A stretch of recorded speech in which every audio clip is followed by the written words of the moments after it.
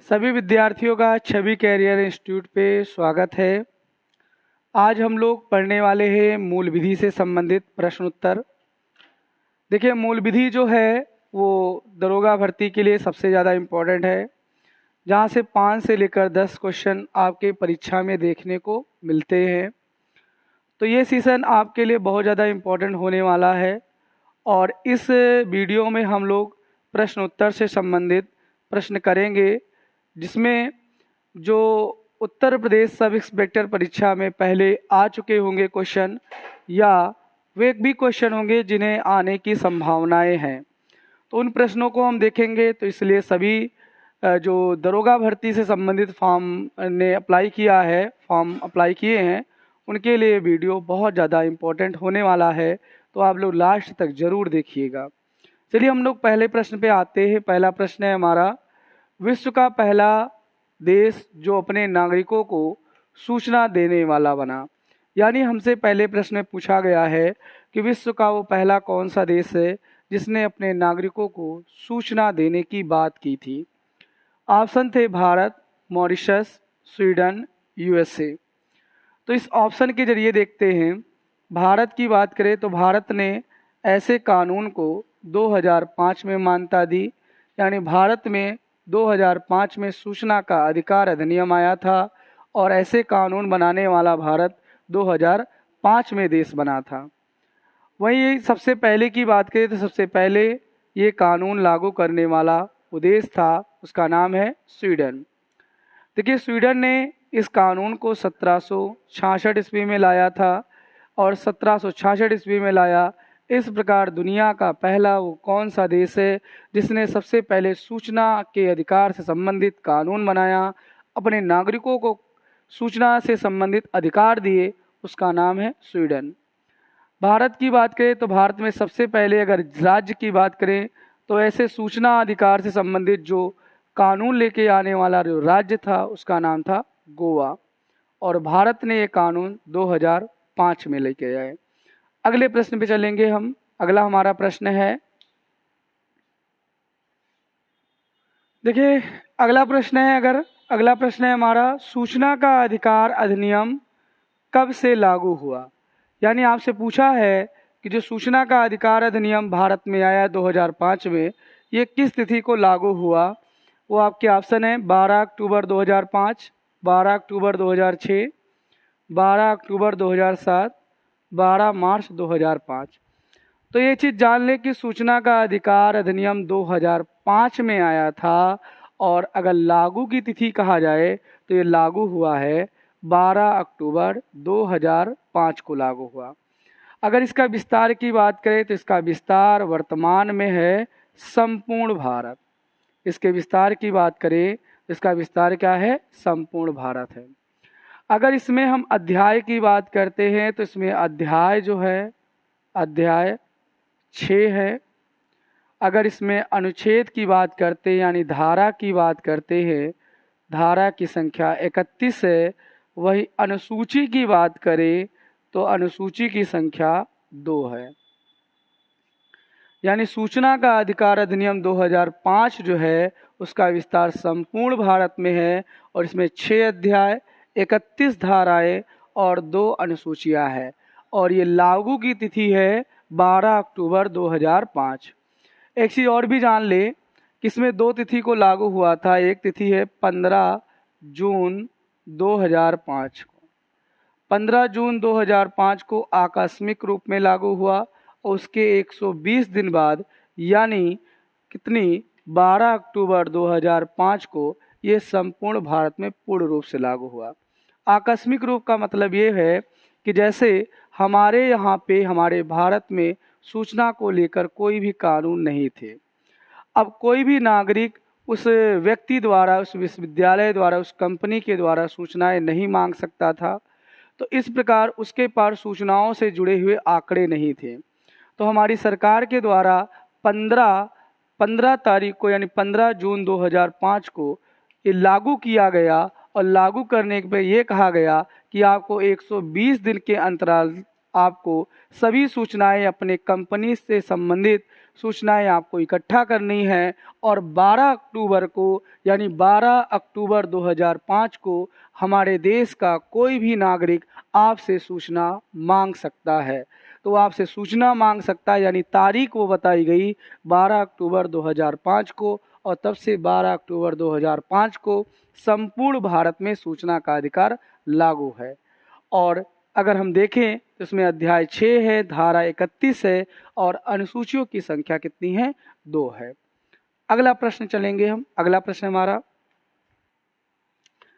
देखिए, अगला प्रश्न है हमारा सूचना का अधिकार अधिनियम के प्रावधानों के तहत भारत का कोई भी नागरिक, यहाँ पे आपको खाली स्थान भरना है, से जानकारी का अनुरोध कर सकता है। यानी प्रश्न का आशय ये है कि भारत का कोई भी नागरिक किससे जानकारी का अनुरोध कर सकता है। उसके ऑप्शन है लोक प्राधिकरण, संबंधित विभाग के मंत्री, राष्ट्रपति, अदालत।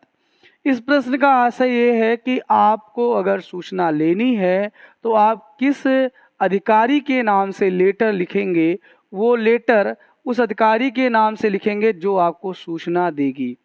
जैसे आप किसी विद्यालय में जाते हैं, अगर आपको छुट्टी लेनी होती है तो आप प्रिंसिपल के नाम से लेटर लिखते हैं कि श्रीमान महोदय हमें इस छुट्टी की ज़रूरत है। या पुलिस विभाग में होते हैं, कोई चीज़ भी आपका होता है जैसे एसपी के नाम से लेटर लिखा जाता है, वैसे आप अगर आपको सूचनाएं लेनी है तो आप किसके नाम से लेटर लिखोगे, ये प्रश्न का पूछने का आशय है। और ये भी प्रश्न अगले बार यानी यूपीएससी एग्ज़ाम में आ भी चुका है, तो इसलिए भी इम्पोर्टेंट है।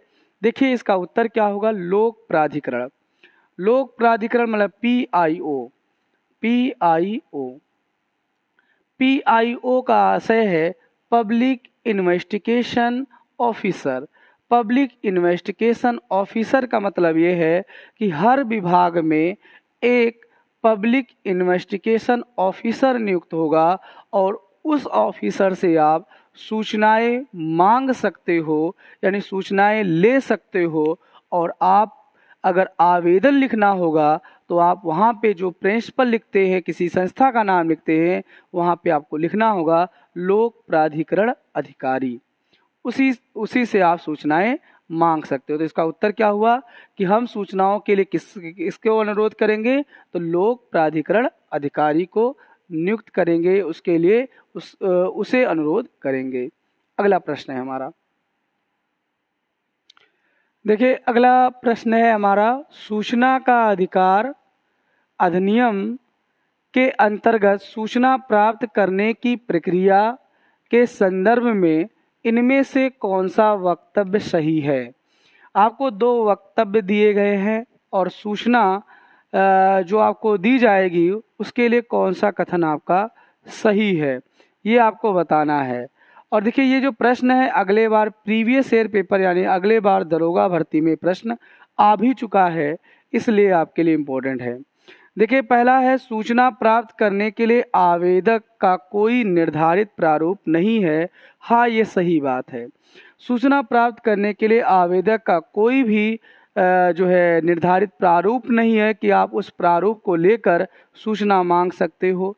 एक सादे कागज पर भी लिखकर आप सूचना मांग सकते हो। अगर आपको लिखना और पढ़ना नहीं आता है तो आप उस सूचना अधिकारी से मौखिक रूप में कह करके सूचना मांग सकते हो। तो आप तीनों प्रकार से सूचनाएं मांगी जा सकती हैं। यानी सूचना प्राप्त करने के लिए आवेदन का कोई निर्धारित प्रारूप नहीं है और आवेदक जो होगा वो सादे कागज पर जो आवेदन जो होगा वो सादे कागज पर किया जा सकता है। यानी सादे कागज पर लिखकर 2 लाइन लिख कर के हमें ये सूचना चाहिए, वो सूचना मांग सकता है। तो पहला हमारा तो सही है। दूसरा क्या है कि सूचना पाने के पीछे क्या कारण है, सूचना प्रार्थी को ये बताने की आवश्यकता नहीं है। हाँ, ये भी सही है कि यदि आप किसी भी के बारे में सूचनाएं मांगते हो तो आपकी गोपनीयता रखी जाएगी। आपको अपने नाम का जो है वो उस व्यक्ति को नहीं बताया जाएगा। यानी और दूसरी चीज़ ये भी है कि आप किस कारण से वो सूचना मांग रहे हो, ये कारण भी लिखने की ज़रूरत नहीं होगी इस कानून के तहत। यानी सूचना मांगने के लिए एक सादे कागज़ पर भी सूचना मांगी जा सकती है।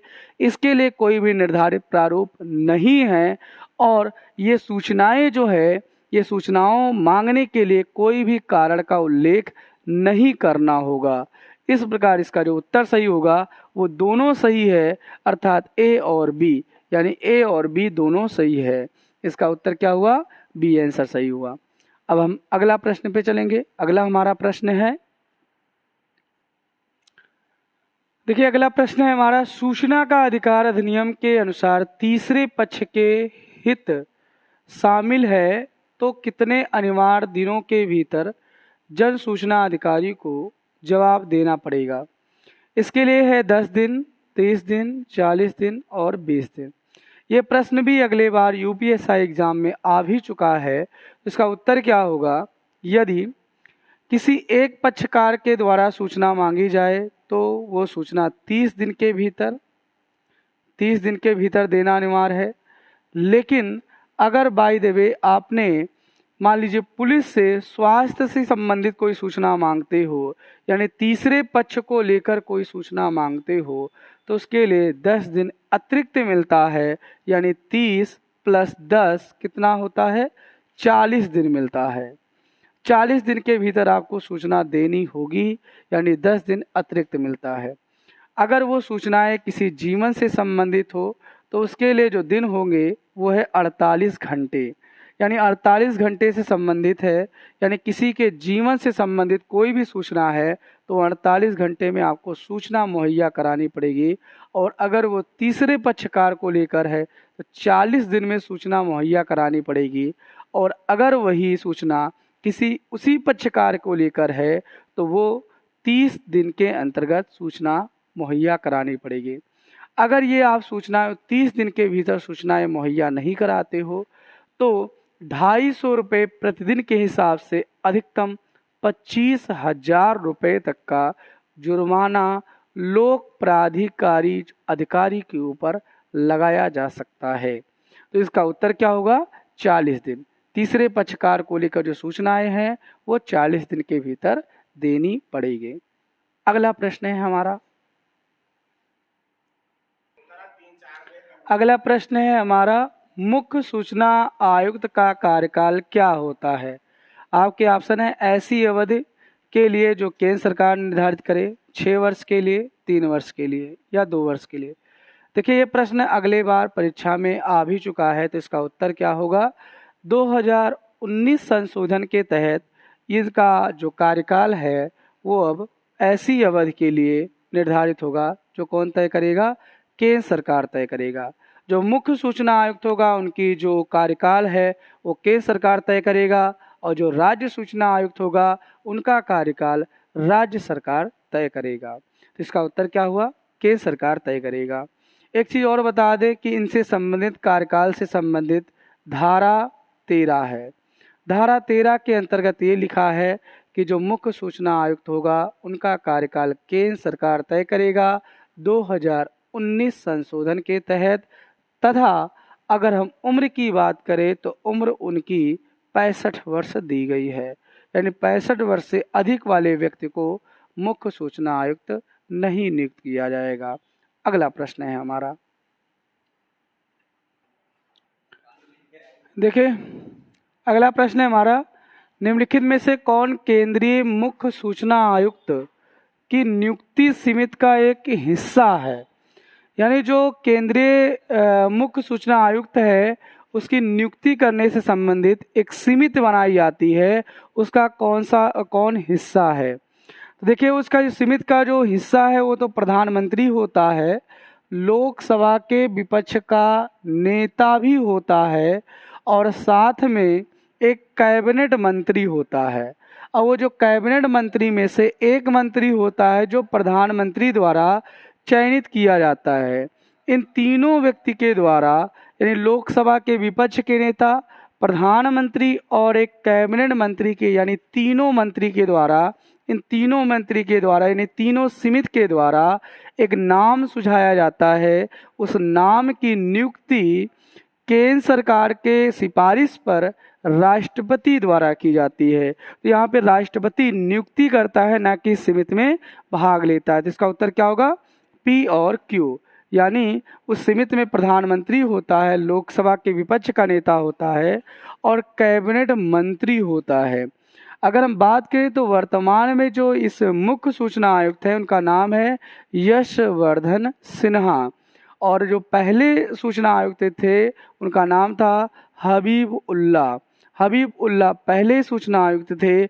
अगर वही महिला की बात करें तो महिला में जो पहली मुख्य सूचना आयुक्त थी उनका नाम था दीपक संधू। दीपक संधू पहली भारतीय महिला जो सूचना आयुक्त बनी।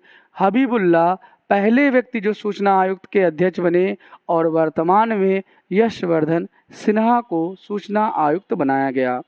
अगर हम सूचना आयुक्त की बात करें तो इसमें कुल मिला के सूचना आयोग में 1+10 सदस्य होते हैं, जिनमें एक मुख्य सूचना आयुक्त होता है और 10 अन्य सदस्य होते हैं। अगला प्रश्न है, हम देखिए लिखा है, अगला प्रश्न है, यदि एक नागरिक के लिए सूचना का अधिकार अधिनियम के तहत अपील और दूसरी अपील के उपाय का इस्तेमाल समाप्त हो जाए तो संविधान के किस अनुच्छेद के तहत उच्च न्यायालय में जा सकता है? यानी संविधान के अनुच्छेद के तहत उच्च न्यायालय और उच्चतम न्यायालय में जा सकता है। उसको देखें तो अगर हम उच्च न्यायालय की बात करें तो उच्च न्यायालय यानी हाई कोर्ट, और उच्चतम न्यायालय यानी सुप्रीम कोर्ट में जा सकता है। तो उच्च न्यायालय के लिए इसका उत्तर सही होगा 226। वहीं सुप्रीम कोर्ट के लिए जो होगा वो अनुच्छेद 32। अनुच्छेद 32 के तहत वो दूसरी अपील में सुप्रीम कोर्ट में, और अनुच्छेद 226 के तहत वो कहाँ पे? हाई कोर्ट में जा सकता है। एक चीज़ और बताएं कि सभी संस्था में PIO होते हैं यानी पब्लिक इन्वेस्टिगेशन ऑफिसर होते हैं, फिर AO होते हैं यानी अथॉरिटी ऑफिसर होते हैं। अब क्या हुआ कि आपने PIO से सूचना मांगी, PIO से सूचना नहीं मिली, तो आप पहली अपील किससे कर सकते हैं? AO को, यानी जो अथॉरिटी ऑफिसर है उनको कर सकते हैं, और इसके लिमिट है 30 दिन। 30 दिन के भीतर पहली अपील की जा सकती है। और जब AO की बात करें तो इससे ऊपर 2 लोग होते हैं, एक का नाम है राज्य सूचना आयुक्त और एक का नाम है केंद्र सूचना आयोग। राज्य सूचना आयोग और केंद्र सूचना आयोग का कोई संबंध नहीं होता है, लेकिन अगर आपको राज्य से जुड़ी हुई सूचनाएं मांगनी हैं तो आप राज्य सूचनाएं में अपील दायर कर सकते हो। अगर वो केंद्र से जुड़ी हुई सूचनाएं मांगनी हैं तो केंद्र में सूचनाओं की अपील दायर कर सकते हो। जैसे हमें रेलवे से संबंधित कोई सूचना मांगनी है कि इस रेलवे प्लेटफॉर्म के द्वारा कितने रुपए का जो टिकट अब तक जारी किया गया, तो रेलवे केंद्र के अधीन आता है, इसलिए हमें केंद्र सूचना आयोग जाना पड़ेगा। अगर हमें वही स्वास्थ्य से जुड़े हुए संभावनाएं, पुलिस से जुड़ी हुई सूचनाएं मांगनी है तो हमें राज्य सूचना आयोग जाना पड़ेगा। और अगर ये दोनों दरवाजे बंद हो जाते हैं तो हमारे सुप्रीम कोर्ट का यानी हमारे संविधान का जो अनुच्छेद है, अनुच्छेद 32 और अनुच्छेद 226 कार्य करेगा। अनुच्छेद 32 के तहत सुप्रीम कोर्ट में और अनुच्छेद 226 के तहत हम हाई कोर्ट में अपील दायर कर सकते हैं। अगला प्रश्न है हमारा, निम्नलिखित में से कौन सी सूचनाएं सूचना अधिकारी अधिनियम के अंतर्गत उपयुक्त लोक सूचना अधिकारी से मांगी जा सकती हैं? देखिए, आपसे ये पूछा गया है कि कौन सी मांगी जा सकती हैं, ये प्रश्न पूछा गया है। लिखा है, कोई कॉलेज अथवा पाठ्यक्रम विश्वविद्यालय अनुदान आयोग के द्वारा अनुमोदित या नहीं। यानी किसी भी कॉलेज के जो पाठ्यक्रम है, विद्यालय का जो अनुदान आयोग है, कितना उसे अनुदान मिला, इससे संबंधित सूचनाएं आप नहीं मांग सकते हो। इससे संबंधित सूचनाएं तो नहीं मांगी जा सकती। दूसरा है संसद विधायक निधि का इस्तेमाल तथा ग्राम पंचायतों के व्यय का विवरण। तो ग्राम पंचायतों के व्यय का विवरण और संसद निधि का जो विधायक निधि का इस्तेमाल है, इसके तहत इसकी सूचनाएं मांगी जा सकती हैं।